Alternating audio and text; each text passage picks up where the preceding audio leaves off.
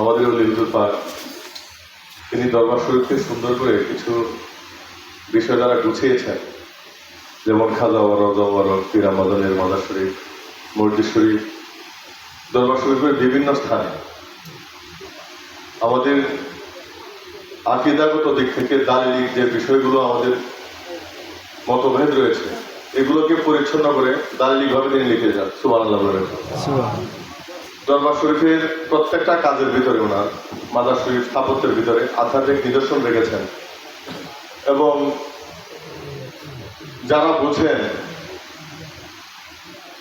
তারা তরিকতের ওই একদম শিশু শ্রেণী থেকে উচ্চ পর্যায়ে ওই দায়রার সুলুকগুলো সবরগুলো তারা এটা এইভাবে আপনি বুঝবেন না, কিন্তু যারা বোঝার তারা দেখে দেখে বুঝবেন। ওইভাবে তিনি গুছিয়ে দিয়েছেন। এখন থেকে 100 বছর পরেও যদি কোনো জিয়ারিন আসে সেটা দেখে বুঝতে পারবে ওনাদের অবস্থান, ওনাদের মাকামিয়া। হুজুর পাক 57 বছর আগে খাতুনে জানার গ্রন্থ এটা হয় পান না, সারা দরবার শরীফ আমিন মামা সবার উপাধ্যায় সহ সবার কাছে যোগাযোগ করলেন, পান না। এগুলা ওলি হুজুর পাক তিনি শিখিয়েছেন। রাস্তায় বলছিলেন মাওলানা রবিউল সাহেবের কাছে যে দায়রার মাকামে যখন একজন সালেক তিনি উপনীত হন, আল্লাহ পাক তার ভিতরে কিছু গুণ দান করেন, আয়াত, এলেম, কুদরত, ইরাদা, কালাম, বাসার, সামা থাকবে। একটু সুবহানাল্লাহ বলুন। সুবহানাল্লাহ। এটা হচ্ছে উনাদের ইরাদার মাকাম, অর্থাৎ ইচ্ছা পোষণ করবেন, আল্লাহ পাক সমাধান করে দেবেন। সুবহানাল্লাহ। গদিনী হুজুর পাক ইচ্ছা করেছেন, আল্লাহ পাক সমাধান করেছেন। এই খাতুনে জানার গ্রন্থ ওনার কাছে চলে এসেছে। আমি ছোট্ট করে দুটো কথা বলবো গদিনী হুজুর পাক সম্পর্কে। জুনায়েদ বুগদাদি রহমতুল্লাহ আলাইহি, উনি এবং মুকরুম ওলি আল্লাহগণ কিন্তু শয়তানকে চিনে। আপনি আপনার প্রতিদ্বন্দ্বী ব্যক্তিকে যদি না চিনেন তাহলে আপনার বিপদের আশঙ্কা আছে না? আছে না? কথার উত্তর দেন একটু। তো ওই জুনায়েদ বুগদাদি রহমতুল্লাহ আর শয়তান দুইজনের কথা হচ্ছে। তো শয়তান জিজ্ঞেস করতেছে জুনায়েদ হুজুর পাককে যে হে জুনায়েদ বুগদাদি, আপনি বলুন আল্লাহ ছাড়া কি কাউকে সেজদা করা যায়? এই প্রশ্নটা যদি আপনাদেরকে করা হয় কি বলবেন? আল্লাহ ছাড়া কাউকে সেজদা করা যায়? তাহলে মুকরুম যারা করছে এটা ঠিক, কি বলেন? একটু উত্তর চাই আপনাদের কাছ থেকে। মুকরুম আদমকে সেজদা করে নাই, আল্লাহ ছাড়া কাউকে সেজদা করা যাবে। তাহলে মুকরুম যারা করছে এটা ঠিক? হ্যাঁ, কি এটা বলে ইমান থাকবো? কি পেশার মধ্যে ফেলাইছে জুনায়েদ বুগদাদি রহমতুল্লাহ। জুনায়েদ বুগদাদি রহমতুল্লাহ তিনি যদি বলেন যে না আল্লাহ ছাড়া কাউকে সেজদা করা যায় না, তাহলে আল্লাহ ভুল, মুকরুম ঠিক। আর যদি বলেন যে আল্লাহ ছাড়া কাউকে সেজদা করা যায় তাহলে আবার শিরক হয়। খুব পেশার ভিতরে ফেলাইছে মুকরুম। তখন তিনি উত্তর দিলেন, মুকরুম তুমি আমার আল্লাহর হুকুম অবমাননা করছো। সুবহানাল্লাহ বলবেন না? তো আমার দিলের ভিতরে খটকা। গদিনী হুজুর পাক তিনি কানাডায় থাকেন। আমার ছোট্ট ভাঙ্গা ঘর, দরিদ্র মানুষ, ঘরের কোণে পড়ে কাঁদতেছি। ওনার তরফ থেকে ফয়েজ করছে, বিছানার এক পাশ থেকে অন্য পাশে যায়। হুট করে এই মনের ভিতরে ওই কাফির চলে আসছে, শয়তান ধোঁকা দিতেছে। আমি ভাবতেছি এই ঘরের কোণায় নেত্রকোনার জমিনে পড়ে আমি কাঁদি শুধু হুজুর পাকের জন্য। উনি তো কানাডা, আমার এই প্রেম, আমার এই ভালোবাসা, আশেকের মোহব্বত যদি মাসুক না জানে তার মতো দুর্ভাগ্য কি আছে বন্ধ? ওই আমার এই ভালোবাসা কি তিনি জানেন? পীর যদি আপনাকে বাতিনিভাবে সাহায্য না করতে পারে তাহলে আপনি মৌতের সময় সংকটে পড়বেন। পীর যদি আপনাকে বাতিনিভাবে সাহায্য করার ক্ষমতা না রাখে তাহলে আপনি কবরের ভিতরে সংকটে পড়বেন। প্রত্যেকটা স্টেশনে আপনি সংকটের ভিতরে পড়বেন। এর জন্য বাতিনিভাবে সাহায্যকারী মুর্শিদ প্রয়োজন। বাতিনিভাবে সাহায্যকারী মুর্শিদ প্রয়োজন। শুধু শিক্ষা দিলে হবে না, বাতিনি সাহায্যের ক্ষমতা থাকা লাগবে। ওই রাত্রে আমিও ওইভাবে কান্নাকাটি করে ঘুমিয়ে পড়লাম। আমাদের গদিনী হুজুর পাক তিনি সপ্ত যুগে এসে বলতেছেন, গোলাম মওলা দিনে কয়বার আমাকে স্মরণ করেন আমি জানি। বললেন না সুবহানাল্লাহ?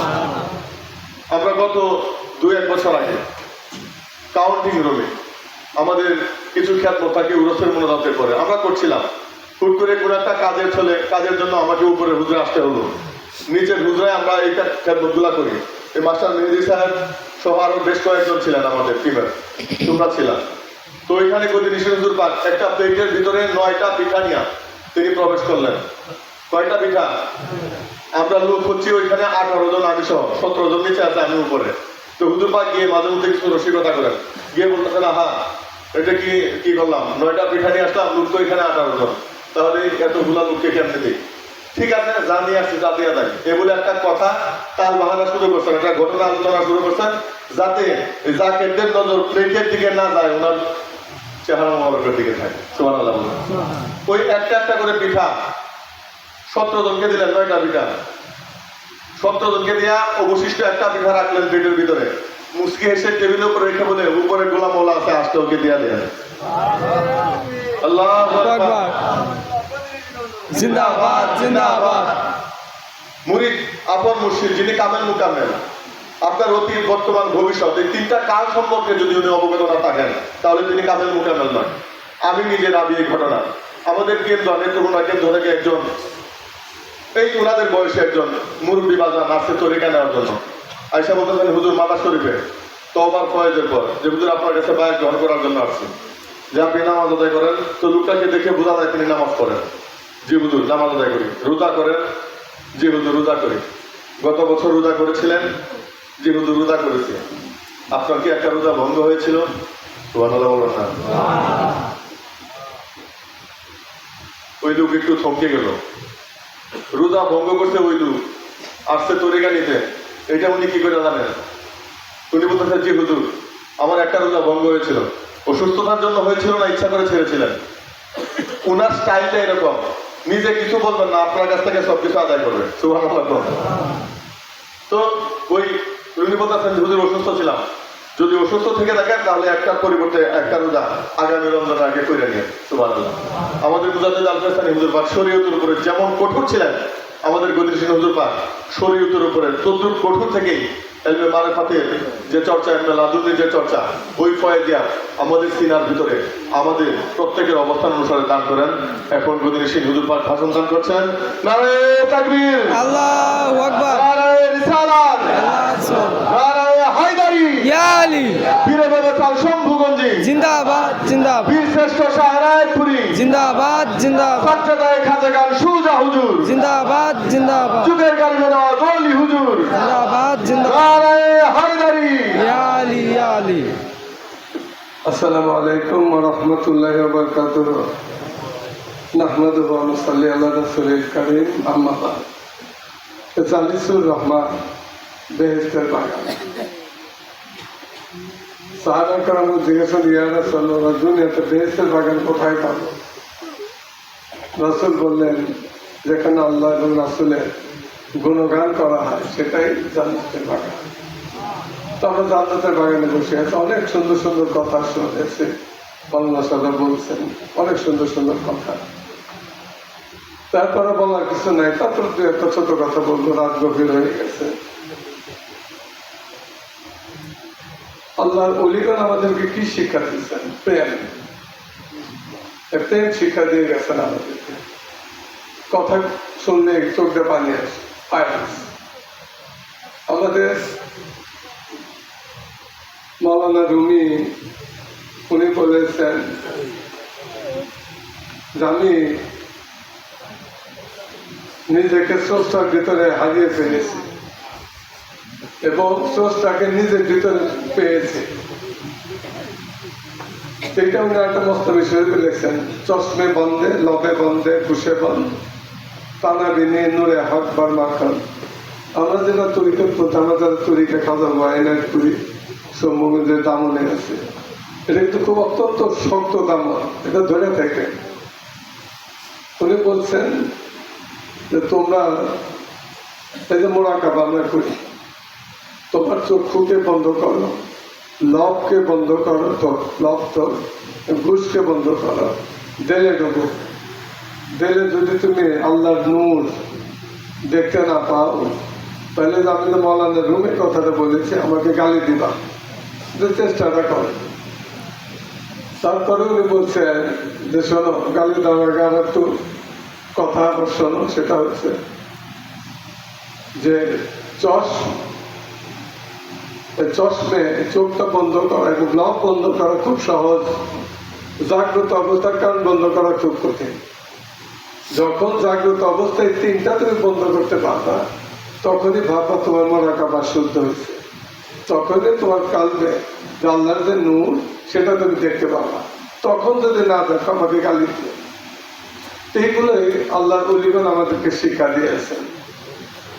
হযরত ওমর ইবনে খাত্তাব ইসলামের দ্বিতীয় খলিফা, ওনার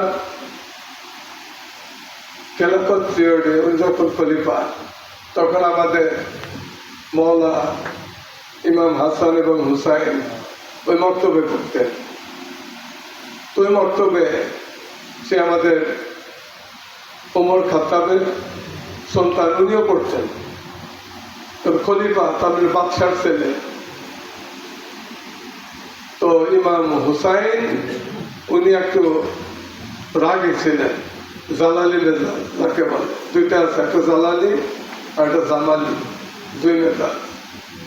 তো জালালি মেজাজের ছিলেন। যাক, শিশুদের সময় যেটা হয় আর কি, তর্কাতর্কি, কথা কাটাকাটি, ওই এক পর্যায়ে হয়ে গেছে। এবং ইমাম হুসাইন সেই মওলা ওমর ফারুককে সন্তানকে গালি দিছে, গোলামের বাচ্চা, এই ধরনের গালি দিছে। উনি তো খেপে গেছে, তখন তো কোথাও উঠে গেছে, গোলাম আর নাই, রাসূলটা বন্ধ করে দিয়ে গেছে।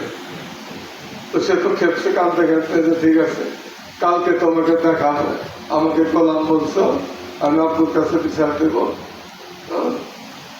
তোমাকে 13টা বাজাবে, এই ধরনের কথা। উনি চলে গেছেন, বক্তব্য শেষ, ছুটি হয়ে গেছে। উনি বাসায় যে ওমর ইবনে খাত্তাবকে, ওমর ফারুককে বলছেন, বাবা এই অবস্থা, বিচার করতে হবে। আমার বকা দিছে ইমাম হুসাইন, আমাকে বকা দিছে। কি বকা দিছে? যে আমাকে গোলাম বলছে, গোলামের বাচ্চা বলছে। সত্যি বলছে? হ্যাঁ সত্যি বলছে। লেখা আনতে পারবে? কাহিনী লেখা আনতে হবে। ঠিক আছে, তো কালকে তুমি লেখা আনবা। তুমি তখন বক্তব্যে গেলেন। বক্তব্যে যাওয়ার পর ওটা বলছে, প্রথমে কাগজ কলম দিচ্ছেন যে গতকালকে যে আপনি আমাকে গোলামের বাচ্চা বলছেন, লেখা দেন।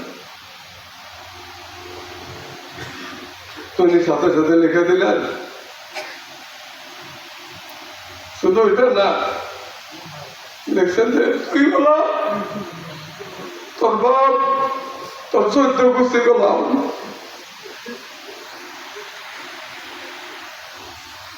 তো এটা নিয়ে উনি চলে আসলেন যে ঠিক আছে, কালকে তোমার বিচার হবে। তোমাকে সে ওমর ইবনে খাত্তাব উনি তখন ওইটাকে বললেন, গেলে উঠে থাকলেন মাথায়, যে এটা সযত্নে রাখবা, আমি মারা গেলে আমার কাফনের ভিতর জড়ে রাখবা। কিয়ামতে আমি আল্লাহর কাছে সুপর্দ করবো। নামাজ পূর্বপুরুষ কাফের ছিল, যেহেতু উনি বলে গেছে গোলাম সবকে নিয়ে আমরা জান্নাতে ঢুকবো। এই হচ্ছে শিক্ষা, এই হচ্ছে তরিকার শিক্ষা। এই শিক্ষা আমাদেরকে শিক্ষিত হতে হবে, আমাদের নিজের মহব্বত অর্জন করা লাগবে। আমি এখানে একটা কেরামতি বলবো যে কারামতুল আউলিয়া হকন মজেদাতুল আম্বিয়া হকন। হাদিস যে আল্লাহর ওলিগণের কারামত বরহক সত্য এবং নবীগণের মর্যাদা বরহক সত্য। তো খাজা বায়নাত করে উনি 49 শতাব্দীর মুজাদ্দিদ ছিলেন এবং খাজা বাবা শম্ভুগঞ্জ 20 শতাব্দীর মুজাদ্দিদ। তো আমার নানা আলহাজ আব্দুল আজিজ, ওনার এক বন্ধু ছিল ইসহাক সাহেব, পাকিস্তানের বাড়ি ছিল করাচিতে। ওনার সঙ্গে বন্ধুত্ব হচ্ছে, খাজা বাবার কাছে নিয়ে আসছিলেন। ওনার দোয়ার বরকতে ওনার 2টা সন্তান হয়েছে। এত ঘটনা করে রাত পড়া যাব। উনি তখন পোস্টিংয়ে চলে গেছেন পাকিস্তানে। তো আমার নানার একটা পায়ে জুটলো যে উনি হজ করবেন। খাজা আমার কাছে বলছেন যে হুজুর আমি হজে যেতে চাই, হুজুর কবে যাবো বলেন? তো খাজা বাবা তুই বলছো যে বাবা আপনার হজে যাওয়ার সময় এখনো হয় নাই, আমি আপনাকে বলবো কবে যেতে হবে। তো এর আগে নানার একটাই ছিল যে জাকির ভাই আমরা যারা আছি আমরা আমাদের মুর্শিদকে অনেক নজর দিই, টাকা দিই, অনেক কিছু দিই। তো নানা তখন ব্যবসা করতো ইন্ডিয়া। তো ওনার একটাই ছিল ইরাদা ছিল যে আমি আমার মুর্শিদকে এমন একটা জিনিস নজর দেব যে কোনো জাকের বাইরে দেয়নি। কি দেবো এই চিন্তা উনি আসতে। পরে কলকাতায় যায়, সোনার একটা মহল কিনছে 5 ভরি, আমি এত বড় বিশাল মহল। তো 5 ভরি সোনা নিয়ে এসে খাজা বাইনাতুর হাতে নজর দিলেন। তো খাজা বাইনাতুর দেখে অবাক হয়ে গেলেন যে বাবা আপনাকে সোনার টাকা নজর দিলেন, যা আমি আপনাকে সোনার দেশে রাখবো। এই কথাটা বলে গেছে। পরে এই কথা চলে আসলো যে খাজা বলছেন যে আমি সময় হলে আপনাকে বলবো। তো এই অবস্থা খাজা বাবার এনায়ত করে ইন্তেকাল হয়ে গেছেন। তো তখন তো আমার নানার মাথায় বাস পড়লো যে এখন আমি কি করবো। খাজা বাবা বলে গেছিলেন যে আমাকে জানাবেন কবে হজে যাবো, এখন আমার কি হবে। তো এবার পাগল কিন্তু হঠাৎ একদিন রাত্রে স্বপ্ন দেখেন খাজা ভাইরা তুই বলতেছে বাবা আব্দুল আজিজ আপনার হজে যাওয়ার সময় আসছে, এই বছর আপনি হজে যাবেন, এই বছর। তো তখন নানা পাগল হয়ে গেল, তাড়াতাড়ি পাসপোর্ট করলো। তারপর টিকিটের জন্য তখন করাচির থেকে শিপ আসতো, লঞ্চ, বড় স্টিমার, জাহাজ আসতো। তখন প্লেন ছিল না, এখন তো প্লেনে যায়, ওইটা আসতো। তখন ইয়েতে গেলেন যে না ঢাকায় গেলেন মনে হয় টিকিটের জন্য, বলতে না টিকিট নাই, সব বুক বিক্রি হয়ে গেছে, টিকিট আর সম্ভব নেই বছর। তুমি তো অবাক হয়ে গেলেন, খাজা বাবা আমাকে বলছেন এই বছরে যাইতে, টিকিট তো আমাকে যেভাবে পাইতেই হবে, এখন আমি কি করি। তুমি তখন হঠাৎ ওনার সেই শেখ সাহেবের কথা মনে হলো, এসডিও যিনি তো আমার বন্ধু ছিলেন, খাজা বাবার দোয়ার বরকতে 2টা সন্তানের বাবা হয়েছেন। উনি তাড়াতাড়ি টেলিগ্রাম করলেন, এখন তো সবার কাছে সেলফোন, তখন তো সেলফোন ছিল না ব্রিটিশ আমলে। উনি তখন তাড়াতাড়ি টেলিগ্রাম অফিসে যা টেলিগ্রাম করলেন যে দোস্ত এই অবস্থা, আমি হজে যাবো, টিকিট নাই, এখন কি করবে। উনি আমার টেলিগ্রাম উত্তর দিচ্ছে এটা কথা হলো আমার বন্ধু হজে যাবে, টিকিট হবে না, আপনি চুপ থাকেন, আমি দেখেন কি করি। উনি টিকিট সহ পাঠিয়ে দিচ্ছেন। উনি তখন হজে চলে গেলেন, হজে যা হজ করলেন। তখন কিং ছিল আব্দুল আজিজ। তো তখন হজে এত লোক হইতো, অল্প লোকই। তখন পাকিস্তানে খুব সুনাম ছিল, পাকিস্তানে তো অনেক হাজির আছে। তো হজ চাষ করা সে, তো আমার নানা হজের পর ওখানে ইন্তেকাল করলেন। তো আব্দুল আজিজ উনি তখন জানাজায় শরীক হয়েছে। এই যে কথাটা খাজা বলছেন যে বাবা আপনি আমাকে সোনার টাকা নজর দিলেন, আমি আপনাকে সোনার দেশে রাখবো। আর খাজা তখন যদি ওনাকে বলতেন আজকে হজে যান, তাহলে কিন্তু এই কথা মেলে না, উনি সোনার দেশে ইন্তেকাল করতেন না, এখানেই করতেন। কিন্তু ওই অবস্থায় ওনাকে পাঠাই দিয়ে যাতে ওখানে ইন্তেকাল করেন, এই জন্যই কথাটা ইয়েতে আছে। তো যা এটা তো নানা হজে যায় প্রায় 1 মাস হয়ে গেল। তাই এই জন্য আমি বললাম যে 2 মুজাদ্দিদের কথাটা দেখেন, কাছাকাছি উনি চলে গেছেন। তো ওই আমার আম্মা তো তখন তো স্বাভাবিক তার বাবা হজে গেছে, এখন ফেরেন 1 মাসের বেশি হয়ে গেছে। তো তখন খাজা শম্ভুগঞ্জে আমার আব্বাজানকে বললো যে হুজুর আমার আব্বা তো 1 মাসের উপরে হজে গেছে, অনেক হাজিরা চলে আসতেছে, আমার আব্বা তো আসে না, একটু দেখো তো কি হলো। তো আব্বাজান তখন ফজরের নামাজে পড়ে মসজিদে পড়ে পর মাথার থেকে ঘুরে এসে আম্মাকে বলতেছে, আমার পীর মাকে বলতেছে যে খসরুল মা তোমার বাবাকে তো আমি এই জগতে দেখি না। এই যে একটা অবস্থা 2 মুজাতে দেখা শেষ, এগুলোকে বলে সায়ের করা। তরিকাতে একটা মাকামি আছে সায়ের। যেমন আমাদের বড় বিশ্বাস বলছেন যে আমি যদি পৃথিবীর পশ্চিম প্রান্তে থাকি, আমার একটা আদনা মুরিদ পৃথিবীর পূর্ব প্রান্তে থাকে, রাত্রে তার তার ঘাটের উপরে কাপড় উঠে গেছে, আমি এই পৃথিবীর পশ্চিম প্রান্ত থেকে তার সেই ঘুমন্ত অবস্থায় যে সেই কাপড়টা ঢেকে দিতে পারি। তো সেই মাকামিয়া তাদের ছিল। এগুলো সে উনি দেখে আসতেন যে নাই। তারপর কিছুদিন পর খবর আসলো যে উনি ওখানে ইন্তেকাল করছেন। তো এই অবস্থা।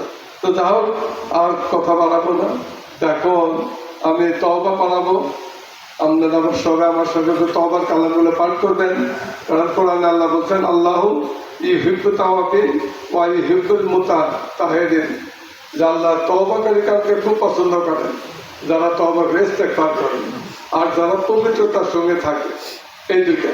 তো আমরা তওবা করব, আমার সাথে সাথে সবাই তওবার কালামগুলো পাঠ করবেন।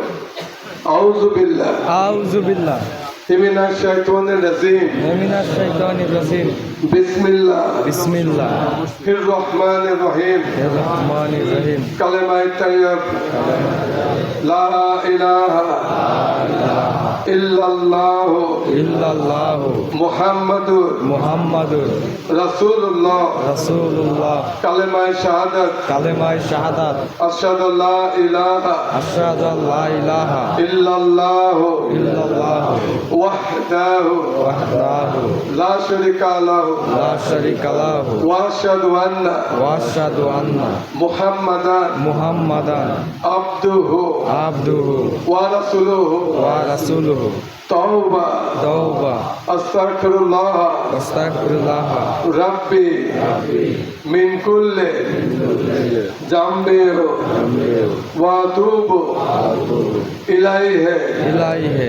আল্লাহ আল্লাহ তোমার সাথে, তোমার সাথে, তোমার বন্ধুর সাথে, তোমার বন্ধুর সাথে, জানিয়া না জানিয়া, জানিয়া না জানিয়া, ভুলে চুকে, প্রকাশ্যে গোপনে, যত রকম ছোট বড় সাগিরা কাবিরা শিরক বেদাত শিরক বেদাত গুনাহ করেছে, গুনাহ করেছি, সমস্ত জীবনের গুনাহ খাতা হইতে আল্লাহ তোমার কাছে তোমার কাছে তওবা করিতেছি। তওবা করিতেছি। হে আল্লাহ, হে আল্লাহ, তোমার হাবিব পাকে তোমার হাবিব পাকে ওয়াসিলায় ওয়াসিলায় আমাদের তওবা আমাদের তওবা কবুল করো, কবুল করো, গুনাহ মাফ করো। গুনাহ মাফ করো। তুমি মাফ करने वाला, তুমি মাফ करने वाला, কবুল करने वाला, কবুল करने वाला, মালিক মালিক,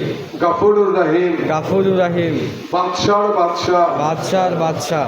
আমরা গুনাহগার, আমরা গুনাহগার, বান্দা বান্দি। বান্দা বান্দি। আল্লাহ আল্লাহ আর জীবনে আর জীবনে পাপের কাজ করব না, পাপের কাজ করব না, মিথ্যা বলবো না, মিথ্যা বলবো না, চুরি করব না, চুরি করব না, হারাম খাইব না, হারাম খাইব না, শিরক করব না, শিরক করব না, খুন করব না, খুন করব না, জিনা করব না, জিনা করব না, বেপরদায় চলব না। বেপরদায় চলব না। আল্লাহ আল্লাহ তোমার পাক নামে তোমার পাক নামে কসম করিয়া, কসম করিয়া, প্রতিজ্ঞা করিয়া প্রতিজ্ঞা করিয়া বলিতেছি, বলিতেছি, হযরত হযরত রাসূল পাকের রাসূল পাকের এই শর্ত তরিকা এই সত্য তরিকা কাজা বাবা খাজা বাবা শাহ শম্ভুগঞ্জি, শাহ শম্ভুগঞ্জি, শাহ এনায়েতপুরি, শাহ এনায়েতপুরি, হুজুর পাকে দামন মুবারক দামন মুবারক নিসবত নিসবত মরাদম পর্যন্ত মরা দম পর্যন্ত আর ছাড়ব না। আর ছাড়ব না। এই অঙ্গীকারে এই অঙ্গীকারে তরিকায়ে তরিকায় নকশে বন্দিয়া নকশে বন্দিয়া মুজাদ্দিদিয়া মুজাদ্দিদিয়া কবুল করিলাম। কবুল করিলাম। তরিকার নিয়মে, তরিকার নিয়মে, তরিকার পথে তরিকার পথে চিরদিন চিরদিন কায়েম থাকবো। আলহামদুলিল্লাহ। আলহামদুলিল্লাহ। আমিন। لا إله إلا الله مذ في الملا سبحان الله